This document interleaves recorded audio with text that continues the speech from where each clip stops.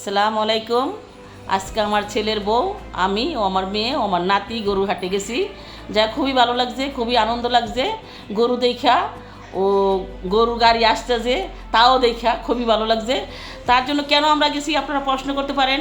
কেন আমার হাজব্যান্ডেরও ছুটি ছিল না, আর আমার বড় ছেলেরও ছুটি ছিল না। বাধ্যতামূলক আমরা গরু কিনতে গেছি, মায়ের জিয়ারা আর আমার ছেলের বউ। কেন কালকে গরু বেশি দাম হইতে পারে, চান্ডাইতের দিন, তাই আশা করছি যে আমরা গরু কিনতে যাই। সকাল 7টায় গেছি, খুবই ভালো লাগছিলো, বৃষ্টি ছিল না, হালকা হালকা কি জানি আবার ঠান্ডা ছিল। তারপরে আমরা গরু কিনতে গেছি, যাই গরুর অনেক দাম। তারপরে ঘোরাফেরা করলাম, ঘোরাফেরা করে বাসায় চলে আসছি। আসার পরে আবার গেছি, যাওয়ার পরে গরু দেখতেছি দেখি কি চারোদিকে অন্ধকার। আমার বউরে বলছি, মা অনেক বৃষ্টি আসতে পারে, চলো জায়গা। বউ বলে কি, না মা আসছি গরু কিনেই নিব। তারপর পয়সা রয়েছি, দেখতেছি খুবই দাম। যেই বৃষ্টি আসলো, তাই বললাম আপনি কি গরুটা দিতে চান, যদি দেন তো দেন, না আমরা চলে যাই, জ্বর তো পরে আর থাকবো না। বলছে আন্টি তাহলে নিয়ে যান, আপনাকে বিপদ আর আমারও বিপদ। আমি বলছি আমার তো বিপদ না, আমি তো গরু কিনবই, তোমার থেকে কিনি বা আরেকজনের থেকে কিনি, বিপদ হয়েছে আপনাকেও। এখন যদি আপনারা গরু বিক্রি না করেন, একটু পরে আপনারা কানবেন, কেন কাদা হবে।